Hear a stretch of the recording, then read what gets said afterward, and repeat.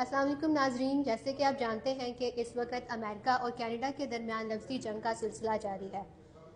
اسی بارے میں جاننے کے لیے ہمارے ساتھ موجود ہیں تجزیہ نگار کامران ساکی صاحب۔ آئیے ان سے پوچھتے ہیں کہ ان کی اس بارے میں کیا رائے ہے۔ جی کامران صاحب، کیا رائے ہے آپ کی اس بارے میں؟ دیکھیے، ابھی یہ جنگ تو جو ہے وہ لفظی جاری ہے اور پوری دنیا تماشا دیکھ رہی ہے،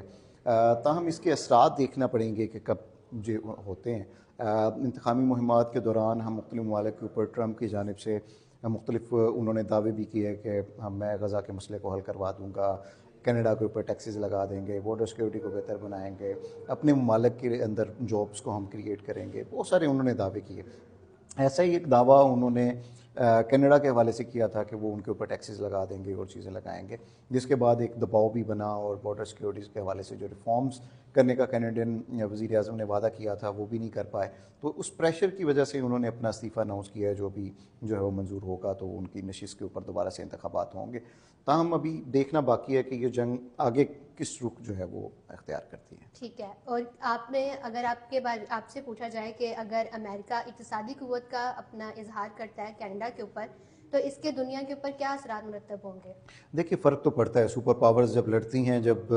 مگرمچھ یا ہاتھی لڑتے ہیں تو چھوٹے موٹے پودوں کا اور جگہوں کا یا جانوروں کا نقصان تو ہوتا ہے، اس کی زد میں آتے ہیں، لیکن اس طرح سے نہیں براہ راست ہوگا، لیکن بلا واسطہ شاید کچھ چیزیں فرق پڑے۔ امریکہ کا دعویٰ ہے کہ وہ اگر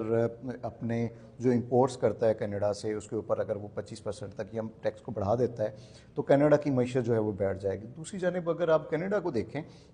تو کینیڈا کا دعویٰ بھی یہی ہے کہ وہ جو را مٹیریل، گیسز اور جو چیزیں امریکہ کو چاہیے اپنی انڈسٹری کو چلانے کے لیے، جس کے اوپر وہ بڑا جو ہے وہ ایک سانپ کی طرح پنپنا رہا ہے کہ بڑا کچھ اس کے پاس کوئی گدڑ سنگھی آ گئی ہے یا بڑی ایک سپر پاور ہے، تو وہ اگر اس کے اوپر ٹیکس لگا دے گا یا اس کی رسائی جو ہے وہ امریکن سٹیٹس تک مشکل بنا دے گا، تو پھر کس طرح وہ فائنل پروڈکٹ کے اوپر ٹیکسز اور چیزوں کی بات کرے گا، تو اس کے لیے جو ہے وہ دھچکا ہوگا۔ دوسری جانب کینیڈا یہ بھی سمجھتا ہے کہ انڈیا اور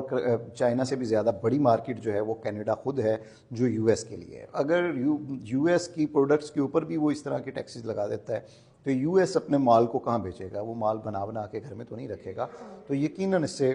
کچھ نہ کچھ نقصانات۔ اور اس میں یہ بھی دیکھیں کہ پاکستانیز اور وہ لوگ جو وہاں پہ جا کے یا انڈینز جا کے یا دوسرے ممالک کے لوگ بزنسز کر رہے ہیں، تو ان کے اوپر بھی یقیناً